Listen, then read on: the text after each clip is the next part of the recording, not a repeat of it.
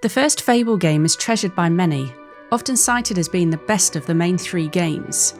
But this was actually my 3rd time attempting to complete it. For some reason I've always struggled to properly get into it. But finally, now, I've played it in its entirety. In retrospect, this is 100% on me, because this isn't a bad game by a long stretch. So join me now as I give a blow-by-blow account of my time with Fable Anniversary, and whether I would recommend playing this today. I played this using the Xbox 360 disc version on an Xbox One S. You can also play this game via PC on Steam or on Game Pass. The game begins by introducing us to our young hero in the village of Oakvale. I start off by doing some errands so I can afford a gift for my sister Teresa. We're introduced to the concept of morality, which features prominently in Lionhead games, particularly this franchise and Black and White. There are some short missions involving a cheating husband and guarding some barrels while you try to build up enough coins for Teresa's present. I'm always a sucker for a good playthrough on Fable games, apart from 3 where I just embrace the chaos. After acquiring enough gold, I can finally afford the present and meet Teresa by the edge of the village. However, the tone of the game turns dark, hammering home that this is not a children's game despite its whimsical appearance. Oakvale is attacked by bandits, seeming to leave everyone dead. I come across the bloodied corpse of our father, and while overcome with grief, I'm saved by a hero, who takes us back to the Heroes Guild to begin our training.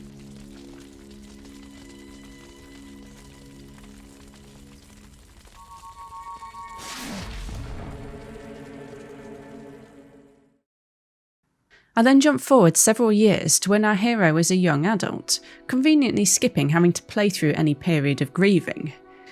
At the Heroes Guild I meet Whisper, and do all those fun tutorial type things to learn how to be a hero out in the world.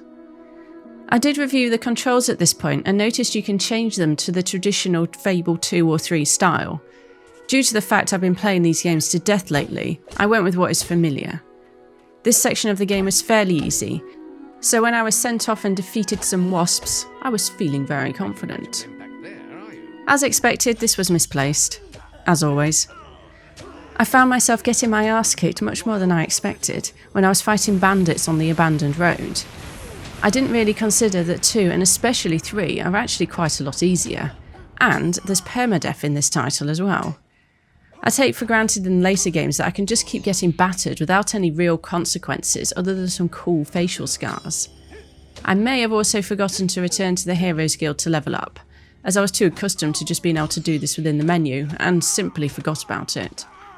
I do feel that big improvements were made in the menus between 1 and 2, and these games were only released 3 years apart. I did eventually employ the tactic of just sleeping in a random bandit's bed after every encounter to recover my health, which thankfully didn't respawn enemies Dark Souls style. I finally arrived at Twinblade's camp and was not only greeted by a Scouse bandit guarding the camp, but a Scottish one as well once I was inside. I've always appreciated the sheer variety of British accents in these games. I did notice that as I was searching every chest along the way and picking up various garments, that clothing items increase your armour rating, something which was dropped in all subsequent games. I really enjoy this, and it was a shame they didn't continue with the use of this mechanic. It also allowed me to make up for the fact that I hadn't even levelled up my character yet. Defeating Twinblade was relatively straightforward when I actually decided to be patient for a change. His moves are predictable, and it's just a case of dodging and striking at the right moments. After defeating Twinblade, I opted not to kill him, but I did rob him of the contents of the chest at his camp. Seems fair for sparing his life. Although the consequences of moral choice do seem to be minor in these games, I do really enjoy this concept. I just wished it was fleshed out a bit more though, and I'm still waiting to this day to plant an acorn and watch it grow into a tree. When I was originally recording this, I probably should have mentioned that Teresa shows up at this point too. I then returned to the Heroes Guild where Maze asked me a favour. I need to find an old friend of his who goes by the name of the Archaeologist.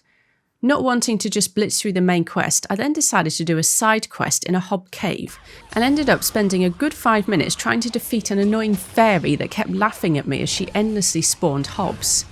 This definitely put me firmly on the side of the toad in the trailer for the new game.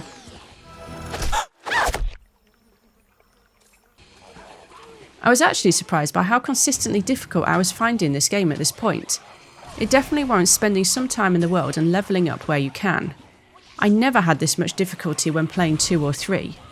Finally, I defeat this fairy, but oh look, more hobs. And apparently a never-ending stream of them. Not only that, but this was a dreaded escort mission. This useless little boy I was trying to save kept getting swarmed by hobs and dying. Eventually though, I realised I could just run past them all, and the worst of escort missions was completed.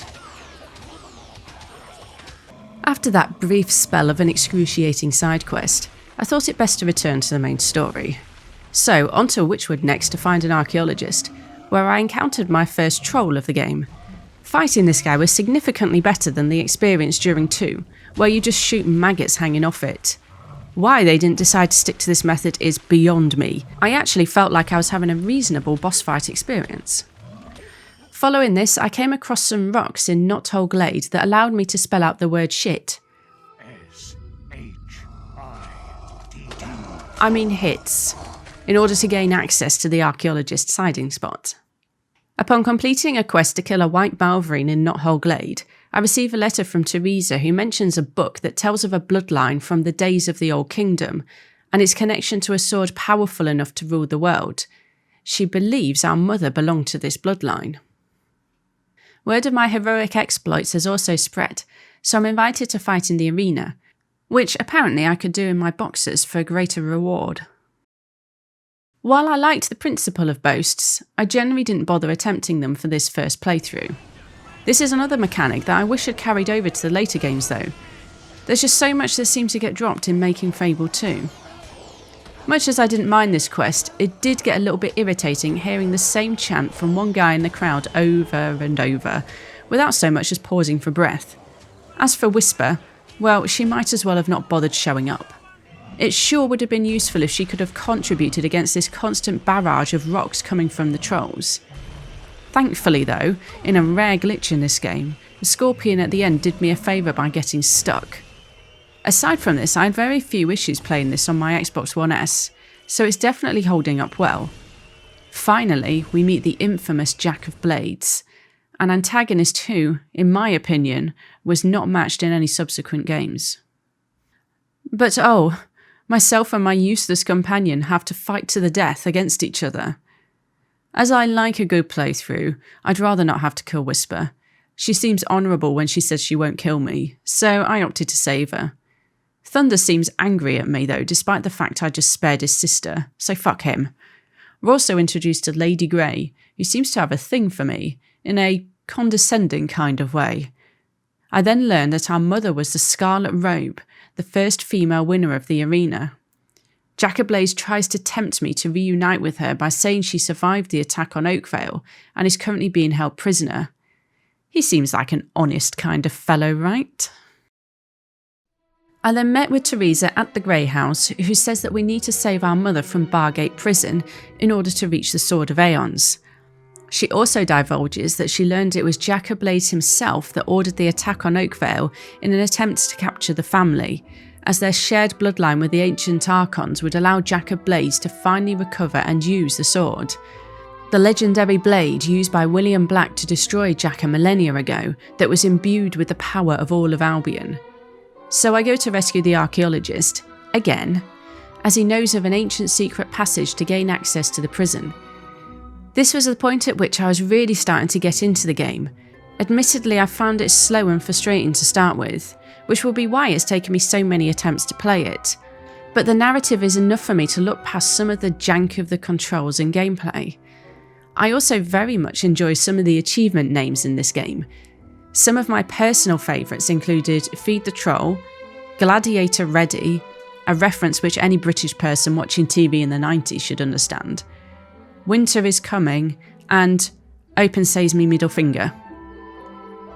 Now this is where it got a little bit complicated. There's a quest to obtain a gift for the Lady Grey.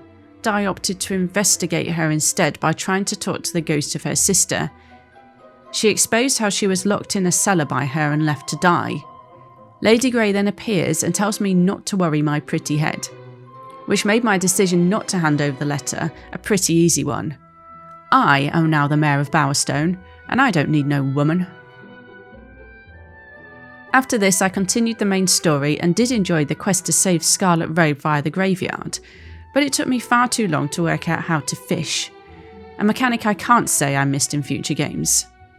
This quest is all a trap though, and I end up imprisoned and forced to run laps with the other prisoners for a whole year. While here, I stole a key to ensure my freedom, and no prizes for guessing where I had to hide it. I finally escaped with our mother and tried to track down Jack. Maze, however, the dirty traitor that he is, turns against me and kidnaps Teresa, taking her to the town of the Hook Coast in an attempt to retrieve the septimal key, which is needed in conjunction with a living member of the bloodline to activate the sword. While trying to get to the Hook Coast, our mother is captured by Jack, again. This then prompts a warning that if I accept the following quest, that all currently active quests will be abandoned, making me wonder if I'm heading towards the endgame already. This game does feel a bit short in retrospective, but to be fair, I was put off the side quests by that Hob one. At the Hook Coast, I encountered my first Banshee of the game, which turned out to be an anticlimax. I'd heard before that the first Fable game character could be a bit overpowered, and I guess this is why. During this section, I also experienced severe frame dips that almost made the game unplayable.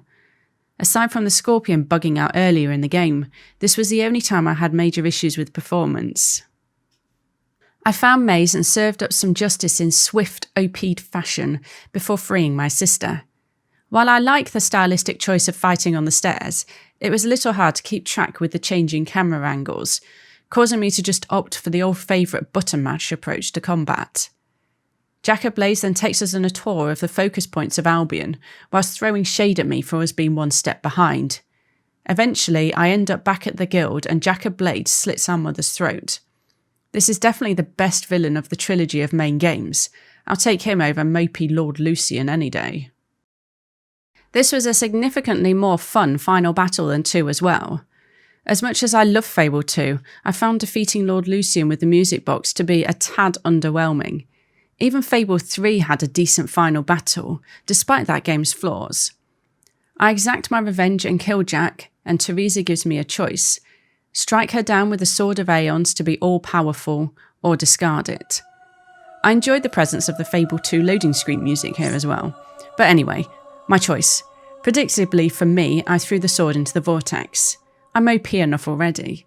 Poor Teresa has had it rough enough too, having her eyes taken and all. They're both where they belong now, lost forever. It's time I found where I belong. I know it isn't here. Reflecting back on my time playing this game, I think it's safe to say I would recommend giving it a go. I did find the pace a little slow to begin with, especially with basically having to relearn how to play a Fable game, because everything is so different. Although saying that, this is the case for all the Fable games. Anyone remember the introduction of the Sanctuary in 3 in place of a menu? Generally speaking, the game runs well, the main issue being the horrendous frame dips while I was in the Hook Coast. While Fable 2 is my favourite, I do feel this game has both the best antagonist and story. Part of me misses the presence of the Guildmaster telling me my mana is low in all subsequent games, and in retrospect I actually think it was a mistake to take the franchise so far into the future so soon. It would have been great to see more from the Age of Heroes. I am actually keen to play through this game again, so I think that speaks volumes of its quality, and I may even see if I can play through the original, just to see how it compares to Anniversary. So should you play this game? If you're a fan of any of the Fable games, then 100% yes, and I do wish I'd ploughed through my initial frustrations sooner. If you haven't played Fable but you're a fan of single-player fantasy RPGs, then I think you'd also enjoy this. But bear in mind 2 was never ported to PC, so I wouldn't want to be accused of introducing you to a franchise you can't play in its entirety. Thank you very much for watching. The next retrospective will be Fable 3, where I pose the question of whether it was as bad as I remember. If you enjoyed this video and would like to see more content like this, please do consider liking it and subscribing to the channel. Thank you. The uprising has begun. But who will lead the revolution?